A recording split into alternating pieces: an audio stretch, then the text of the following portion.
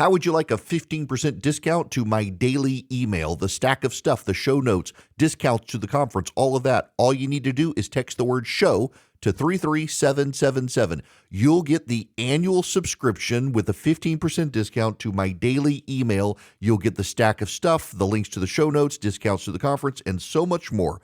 All you have to do is text the word show, SHOW, to 33777. Text show to 33777.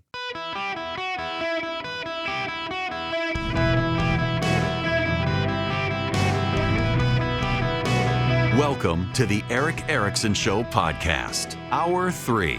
Ladies and gentlemen, boys and girls, it is my pleasure to bring you an exciting third hour of the Eric Erickson Show. Live across the nation, 877-973-7425 is the phone number, should you wish to be on the program and talk to me directly. And again, you got to get past the call screener. I think he's in a good mood today, but it's still got to be relevant. We had somebody call the other day, and they couldn't get past the call screener because they wanted to talk about some topic that I had talked about like 3 weeks before. And they got increasingly agitated. And they called again after he said no.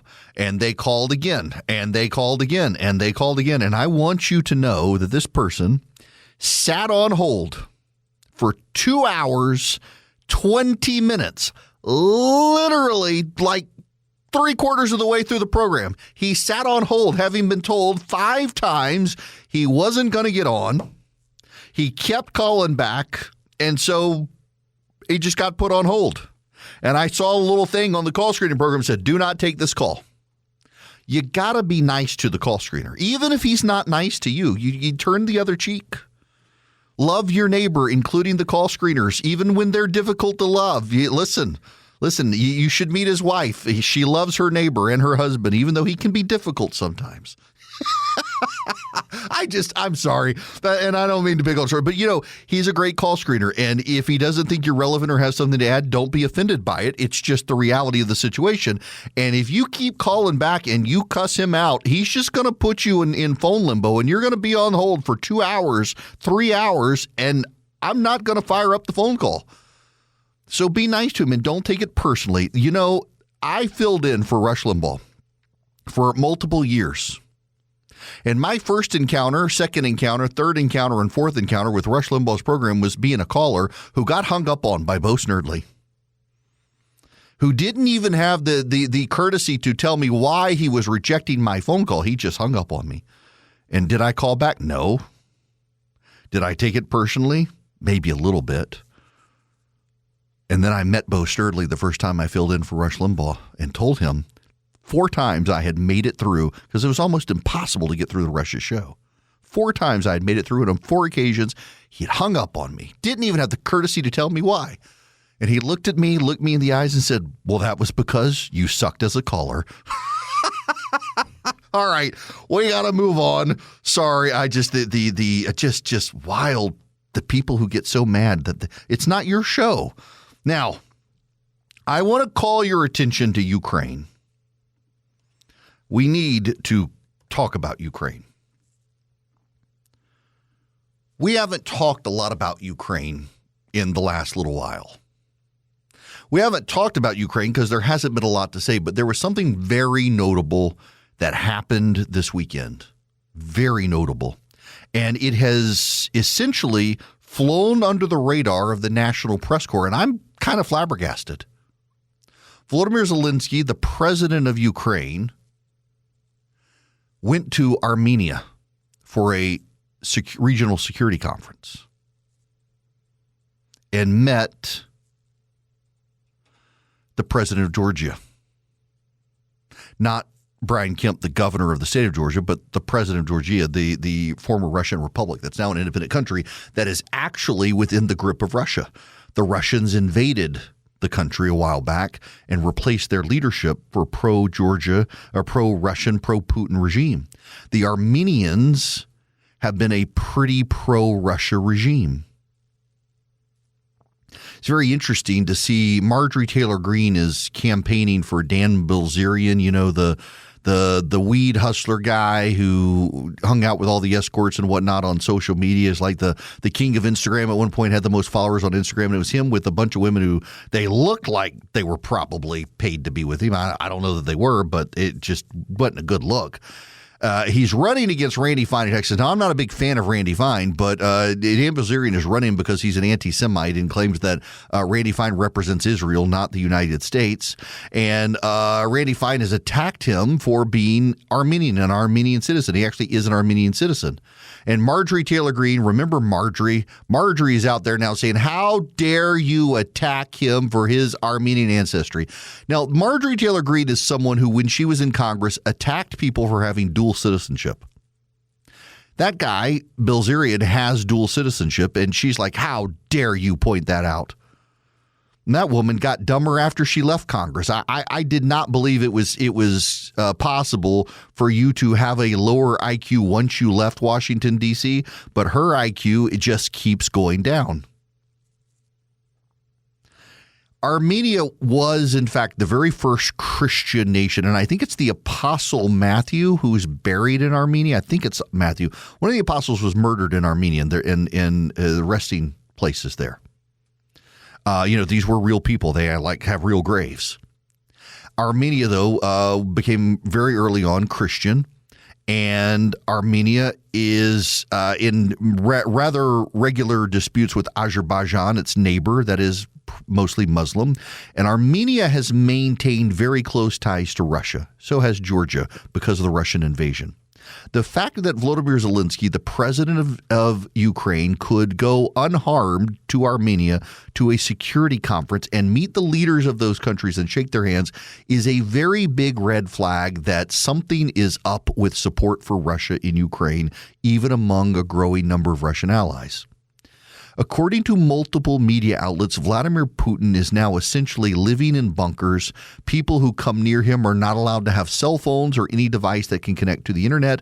They are growing deeply concerned about assassination threats and a coup among the oligarchs. In fact, I've seen one guy who is at a think tank writing for the American Spectator. It was in the show notes today. If you text Eric to 33777, you can get the show notes.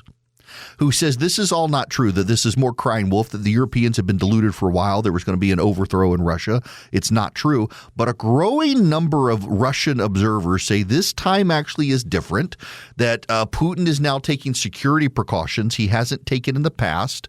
The Russian oligarchs are beginning to be more loudly upset about the Russian economy.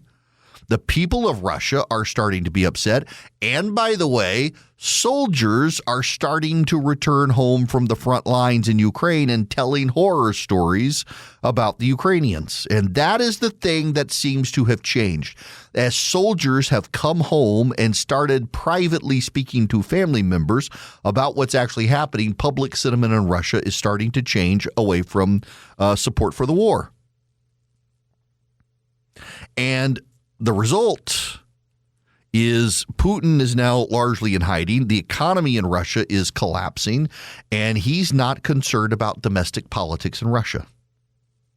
Now, if you ever read a history book about Russia, one of the things you will discover about the Russians and the Russian economy is that you can do a lot of things in Russia, but the moment you decide to ignore the Russian people and the economy, the moment the Russian people and the economy begin to turn on them.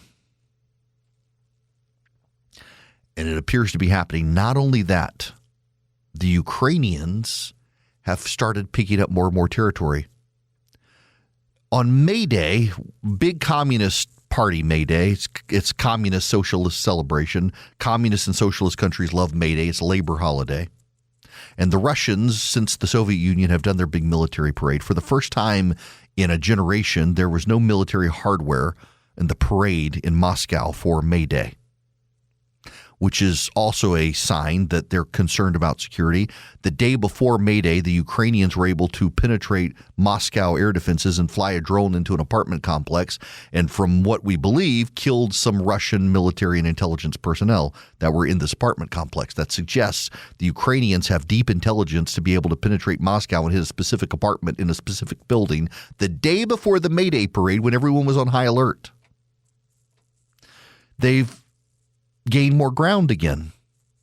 The Russians continue to lose territory in Ukraine. Remember, we kept being told for a while, oh, the Russians were going to win. All the propagandistic voices, the isolationists in the United States, we should stop helping the Ukrainians. They kept saying that Ukraine was losing ground. It was only a matter of time before Ukraine lost. It was desperate straits for Ukraine. And no, it appears to be desperate straits for the Russians now. The Russians keep losing territory. Ukraine has taken back a lot of territory from the Russians. One of the stats that blew my mind that I mentioned at the beginning of this year that I didn't believe was true, and it turns out it is true, is if you take the average pace of a snail and you calculate the snail headed from the Russian border into Ukraine, since Russia invaded Ukraine in 2021, I think it was, the snail would have gotten further into Ukraine than the Russians. A snail would have covered more Ukrainian territory than the Russians have been able to cover, and the Russians now are being pushed back. Ukraine is holding its own. Ukraine is now sending military advisors to the Middle East to help the Saudis, the Emiratis, and even the Israelis deal with Iranian drones, because the Iranians flooded the Russians with drones, and those drones were used in Ukraine, and the Ukrainians had to become very familiar with taking out the Iranian drones. The United States went into Venezuela and captured Maduro, which, by the way, that does not get talked about enough. We literally went into Venezuela, we captured the Venezuelan leader, and now what's happening? American oil companies are moving back into Venezuela, propping up their oil infrastructure. The dissidents are getting out of jail. The dissident leaders are allowed to rally in the streets without the threat of assassination. The current president of Venezuela, who is Maduro's right-hand woman, has started arresting members of the Maduro regime and throwing them in jail and handing them over to the Americans. This is kind of a big deal, and it doesn't get a lot of attention. One of the things we did as well is we bombed a facility in Venezuela that was making the drones for the Russians by the Iranians. Now, I know this might blow your mind, but Iran sent people to Venezuela to make drones, and we're selling those drones that were made in Venezuela to the Russians, even though they were Iranian drones. Russia has lost its drone capabilities from the Iranians because of our war in Iran. And we've maintained the sanctions on Russian oil. Remember, the Secretary of Treasury did not renew the exemptions for Russia, so the sanctions are back in full. In fact, it's gotten so bad the Chinese are now openly telling Chinese businesses to ignore American sanctions. They need the oil imported. They need the money in China. Whether the president intended a grand design to hurt China, Russia, Iran, and Venezuela all at one time, and Cuba too. Cuba's on the verge of collapse. The president this weekend tweeted out that we would very shortly be in control of Cuba. But Ukraine has done well. By the way, members of the media, Semaphore, the new media outlet, is saying one of the things that we need to do is think about Mark Thiessen. Mark Thiessen worked for George W. Bush in national security. He's an opinion writer at the Washington Post, and he apparently had a private dinner with the president and persuaded the president was wrong on Ukraine and needed to rethink Ukraine, that they were actually winning the war and it wasn't their threat. And the president's position seems to be changed. We're arming the Ukrainians now. Through loans, we're making money on the process and selling them weapons. Ukraine is winning the war in Ukraine against Russia. Why does it matter to us? Because the Russians are our enemy. They are not our friend. They're not even a trading partner. The Russians are our enemy. And it appears Vladimir Putin's regime's days might be numbered, according to a lot of reports, that inside his regime, collapse appears to be not certain, but more and more possible, as the Russian oligarchs who have funded and propped up Putin are now realizing that their days might be numbered if they continue to hitch the wagon. There are growing rumors of coups. There are growing rumors of assassination plots. And Putin is further and further in bunkers and isolation from the Russian people, who have a history of rising up against tyrants when those tyrants decide to stop taking care of the people and getting distracted by foreign affairs. Keep your eye on Ukraine and Russia. Things might be changing in Ukraine's favor ever more rapidly, in no small part because the President of the United States very quietly changed his position on Ukraine and has been helping them behind the scenes. Welcome back. It is Eric Erickson here. Let's go to the phones. Tom, you're going to be up next. Welcome to the show, sir. How are you? All right, Eric. It's Tom Oswald, resident and business owner here in Atlanta, Georgia. Well, welcome. And I was calling about because I don't understand Congress but as much as you do. But I feel that redistricting should be done one time and one time more. Base it on zip code. Zip code, that's the way it is. The populations go up, they go down. We have our census. That's the way it is. Okay. A simple vote, and we don't have to worry about all of this redistricting. So here's something I didn't know, because I have looked at this in the last couple of weeks, because you're not the first person to suggest zip codes. In some parts of the country, zip codes change monthly. Did you know that? I didn't know that. Confirmed it with the post office. In some urban areas, because of immigration in and out of cities, the zip code changes, the land mass that's represented by zip code. So we have in the country something called census tracts, and census tracts are little blocks that represent every 4,000 residents. And those only change once every 10 years, and that is what demographers prefer to be used for redistricting instead of zip codes, because zip codes in some parts of the country can change every few months. And also in zip codes, you don't have equal population base. Remember, for Congress, for redistricting, it's like 750,000 residents. And so some zip codes actually have a lot of people. Some are very rural. No zip code has the same amount of people per se, but every census tract has 4,000 people, plus or minus about 50. So you use census tracts. They only change every 10 years, and you can draw your lines much more accurately.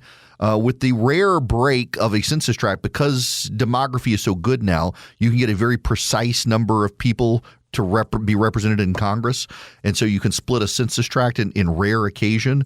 But zip codes would be more difficult because in some urban areas they change more frequently, and also they don't have the same number of people per zip code. That's a misconception. You're actually thinking of the census tracts that do, and that's how we should do redistricting, is with the census tract, where every square inch of America is divided into blocks that represent 4,000 people.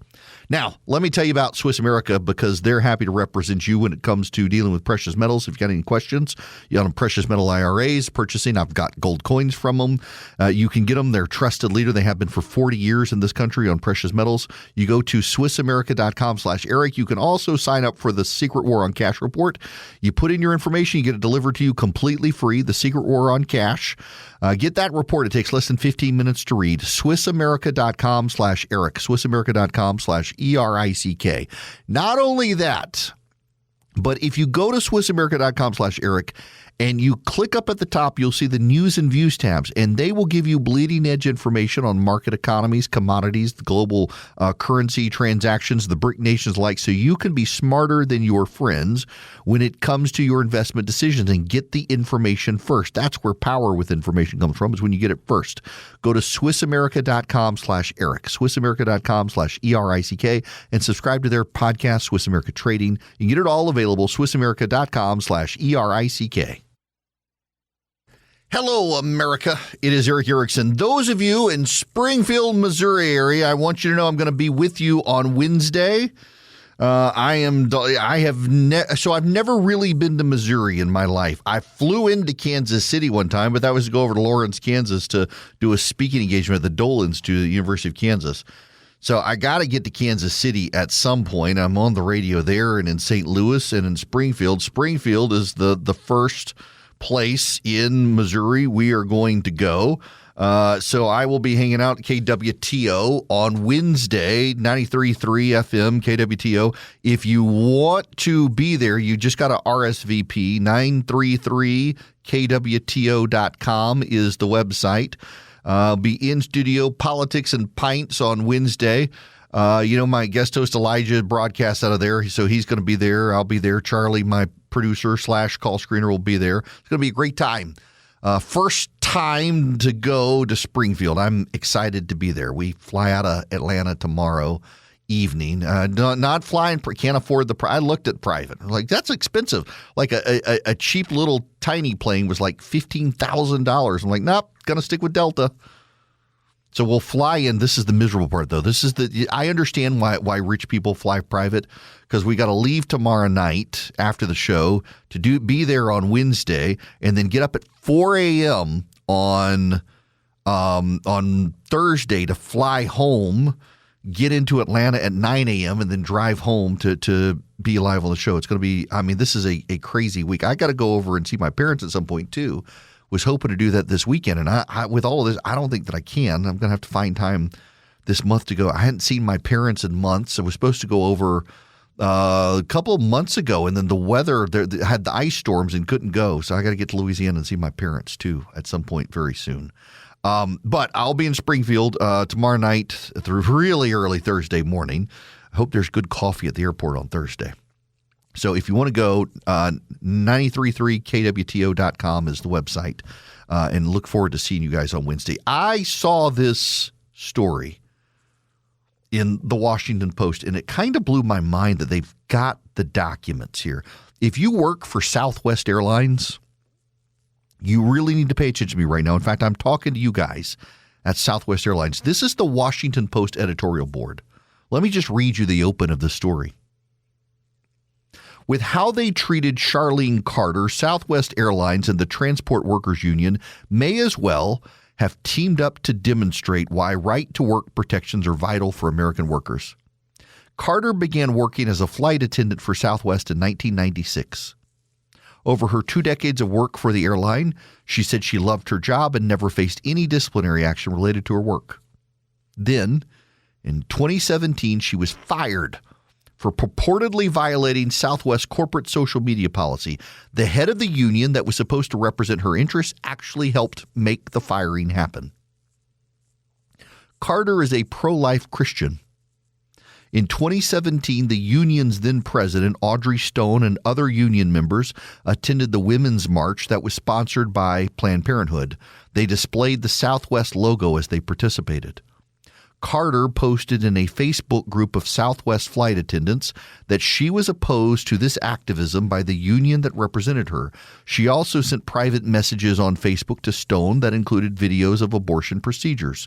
Stone filed a complaint with Southwest's management. Southwest called Carter in for a meeting, then fired her for representing our company in a manner that is disparaging to Southwest flight attendants. Carter filed a grievance to challenge her firing. The union, whose president filed the complaint that led to her firing, was then representing her in the grievance process. Southwest agreed to reduce her punishment to a 30-day suspension if she signed a confidential settlement agreement, and she refused and lost arbitration. But the backstory is deeper. Carter was a group of flight attendants who wanted to recall Stone as president of the union when Stone filed the complaint that led to her firing. She had been vocally opposed to union leadership for years. In 2013, she became a non-member objector of the union, a status for workers under the Railway Labor Act, which also covers airline workers. Non-member objectors are required to pay fees to the union, which is still supposed to represent them, and state right-to-work laws don't apply to workers covered under the Railway Labor Act. Carter said she was expressing her religious beliefs and objections to political activism that was being carried out in her name, and against her will, she sued Southwest and the Transport Workers Union to get her job back, alleging, among other things, illegal discrimination. In a jury trial, a rarity in a civil case in federal court, the verdict was in Carter's favor. A federal judge ordered that Southwest give Carter back her job. Bags fly free with Southwest, but free speech didn't fly at all with Southwest, he wrote.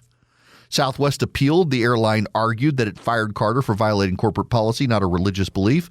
The union argued Southwest acted alone in firing Carter. Both the airline and union argued the jury instructions were incorrect. Last year, an appellate court returned a partial victory for Southwest, reversing the jury's finding that the airline discriminated against Carter based on her beliefs, but Southwest still lost on her claim of discrimination based on a failure to accommodate religious practice, and the entire judgment was affirmed. This is where it gets interesting. And this is where, if you work for Southwest Airlines in particular, you need to pay attention.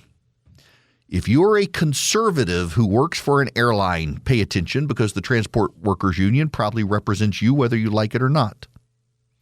So in this case, Charlene Carter, a Southwest Airlines employee, was fired And the airline fired her in large part because of pressure from the president of the Transport Workers Union, who didn't like Carter being a Christian conservative and pushing back on the union's liberalism. The discovery in the case was amazing. Let me just read to you what the Washington Post reports was found in court and is documented to have existed. A transport worker union activist advocated figurative targeted assassinations of union members who dissented from leadership in an email that was forwarded to the president of the union. A different union critic was likened to a cancer that must be eradicated, according to emails.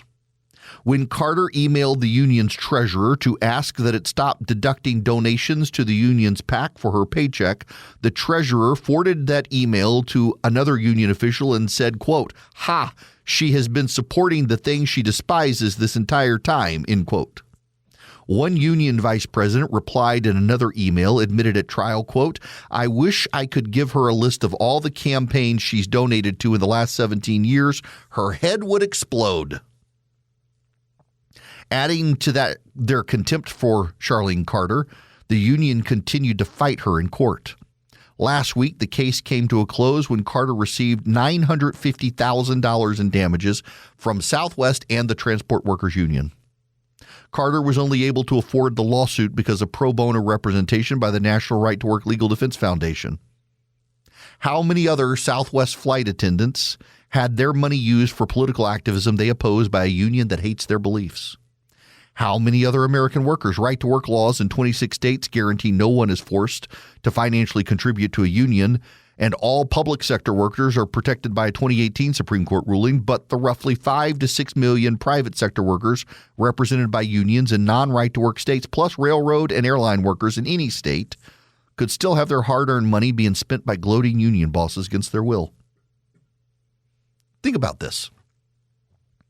If you work for Delta, Southwest, United, American Airlines, Frontier, JetBlue, and the Transport Worker Union represents you, they are using your money to fund far-left causes, to advocate for abortion on demand, to oppose Republican candidates, to agitate for transgender rights, a host of things you oppose.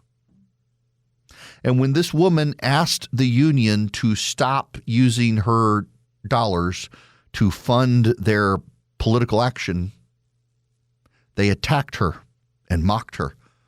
Now, if you work for an airline and you are part of the Transport Workers Union, you can contact them and tell them to stop using your money to fund political causes. You can demand that they stop doing that. That's your legal right. They mocked her for doing it. An employee of the union called for targeted assassinations of union members who oppose the leadership. Metaphorically speaking, of course. Targeted assassinations. And called critics of the union a cancer that needed to be excised. And Southwest Airlines folded to pressure by the progressive activist union president who marched in Washington, D.C. against the Trump administration at the Women's March, advocating for abortion rights. That's a private sector union. This is why I oppose unions. At one point in this country, arguably they served a purpose, but at this point, unions, both the public sector and the private sector unions, they just advance the Democratic Party. They're progressives who use your money to fund progressive causes, and many of you in states that are not right-to-work states, you are prohibited from leaving your union. In fact, in some states, you can't get a job in certain industries without being part of the union. Right to work is good. Right to work means you do not have to be a part of a union and do not have to give union dues to a union. In a right to work state, you have a relationship with your employer that is not through a union. But if you work for an airline, you don't have that right because of old laws that applied to the railways back in the day that now apply to you. And they know it. You are held captive.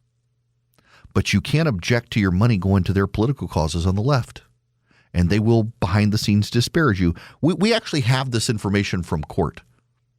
So for those of you who have never sued or been sued, there's something called the discovery process. When you file a lawsuit, the other side typically has 30 days to respond. You file what's called a complaint. They file an answer. And then you enter in a period of discovery where each side gets to ask the other side for all of the information in their custody relevant to the case. All the emails, text messages, list of phone calls, all that gets to be provided. And by the way, if you try to hide it and you're found out, you can get in major trouble.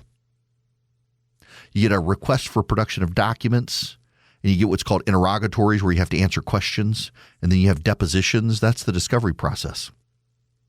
In this case, Charlene Carter sued after being fired and requested that the union produce all the documents that referenced her or were related to her claims or her emails about getting rid of her, stopping her union dues, which were forced to go to political causes. And they got all the emails. You would have thought that the union, in light of the damage caused by the emails, would have settled, but that's the arrogance of the union. The arrogance of the union and of Southwest just presumed that they would beat this woman in court. They pushed her out of her job because of her faith, beliefs, and convictions, and thought that a jury would side with them, and the jury rejected them, and the Court of Appeals rejected them, and now they're going to have to pay her $950,000.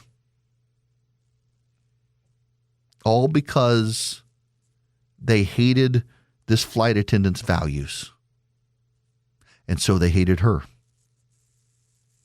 So if you work for an airline and the Transport Workers Union supposedly represents you, understand that they're working against you if you're a Christian conservative. They do not like you, and they put in their emails how much they don't like you, and people like you, and wanted targeted assassinations, metaphorically speaking, against people like you for daring to oppose their values. And the rest of you, if you're required by the nature of your work to belong to a union, understand they're funding left-wing causes, but you do have the right to contact them and say, stop using my money to fund your left-wing causes, and, well, they better honor your request. Do you guys know what gentle parenting is? Gentle parenting is you only give rewards, I guess, for kids. You give head pats all the time, or allow the natural consequences to unfold. I'm a big fan of just spank your kid. I advocate spanking children, and I'm sorry if that offends some of you weak-minded people. If you only discipline your child a handful of times in their early lives, it's amazing how much better behaved they are later in life. And I have seen some people who do quote unquote gentle parenting. Their kid never gets punished for anything.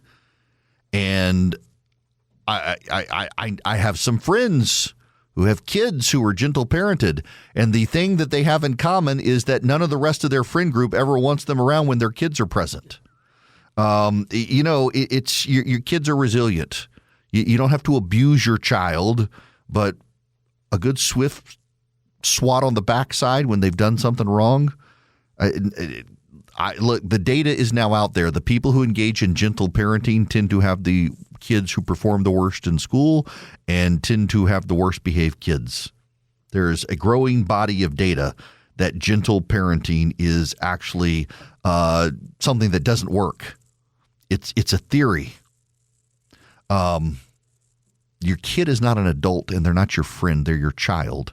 They need to be treated like a child, and they need to be treated like your child, not your best friend. I've never understood this idea of parents treating their kids like they're their best friend. No. At some point, you got to be the disciplinarian. Kids need to be disciplined. I mean, our Father in heaven disciplines us. We need to discipline our children. spoil the rod, spare the child. I mean, take Proverbs to heart, take Scripture to heart. When you love your kid, you're going to discipline your kid. Do you not love your kid, you gentle parent types? Now, by the way, there are people who are really sensitive on the idea of spanking your kid. And I know I'm going to get hate mail from because every time I mention it, I do. But I stand by it. My kids, when they were young, got several spankings. And then you didn't have to do it anymore. My son one time, I didn't even spank him. He was so upset. I picked him up. I picked him up and took him into the guest bedroom and closed the door. And he had the complete meltdown. And I said, you know what? I'm going to swat the bed instead. And I hit the bed and said, that's going to be you next time. That was the last time I ever threatened to spank my kid. He never, ever did anything again. I didn't even spank him. I just showed him what was going to happen. And haven't spanked them. So they're every once in a while, they're teenagers now. And every once in a while, I'm thinking, I need to break the belt out on this kid. Gentle parenting is not a good approach. And there's growing body of data that shows it's not a good approach. So don't gentle parent. And don't at me if you disagree with me because you're wrong. Now, I got to tell you about Rinnai. I love my tankless water heater from Rinnai, and I want you to get a tankless water heater from Rinnai. You can get a tankless water heater from Rinnai and get a $500 rebate. Here's what you need to know. Homeowners only. You've got to buy it and install it by June 30th, and they'll give you a $500 rebate. So you can have hot water forever, just like the Erickson household does, which is glorious. Now that my daughter, she's done with school. She made the president's list, by the way. She's going to be home till she gets a job for the summer, takes those long showers with her long hair. Used to be we would wind up with no water, no hot water. Now we have hot water forever thanks to Rinnai. So what you do is you go to talkingtankless.com. You'll see the rebate button. You click it and put in your information. And then once you click the submit button, it'll take you to the rebate page. You find the Eric Erickson rebate. When you click it, it'll ask you for my name. They want to make sure it's just you guys. They're not giving this to everybody. They're giving this to my listeners only. So you put in Eric, E-R-I-C-K, when it asks you for the rebate code.